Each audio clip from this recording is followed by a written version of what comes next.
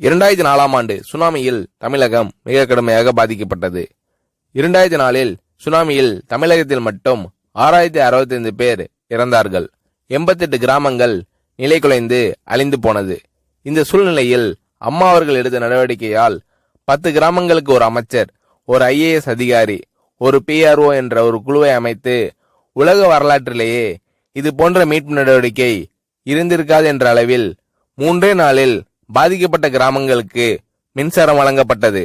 குடிநீர் வசதி செய்து தரப்பட்டது.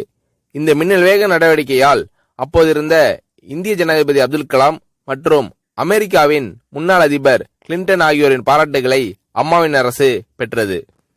அழுத கண்களை துடைக்கும் கரம் கொண்டவர் அம்மா அவர்கள்.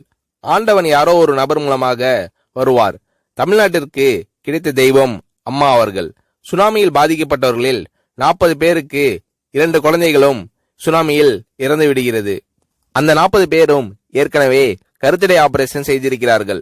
பெற்றோர்கள் மட்டும் உயிர் பிழைத்திருக்கிறார்கள். உயிர் பிழைத்தவர்களுக்கு இனி குழந்தை கிடையாது என்ற நிலையில் அவர்களுக்கு கருணைவு ஆபரேஷன் செய்து அவர்களில் பல பேருக்கு குழந்தை பிறந்து அந்த குழந்தைகள் இன்று பள்ளிக்கு சென்று கொண்டிருக்கிறார்கள். நாகப்பட்டினத்தில் அம்மா அவர்கள் மீனவர்களை சந்தித்த போது மீனவர்கள் கதறி அழுதார்கள். அவர்களிடம் அம்மா அவர்கள், நான் இருக்கிறேன், நீங்கள் கவலைப்படாதீர்கள், இழந்து போன உயிரை தவிர மீதி அனைத்தையும் நான் உங்களுக்கு தருவேன் என்று அவர்களுக்கு தேவையான அனைத்து உதவிகளையும் செய்து தந்தார் அம்மா அவர்கள்.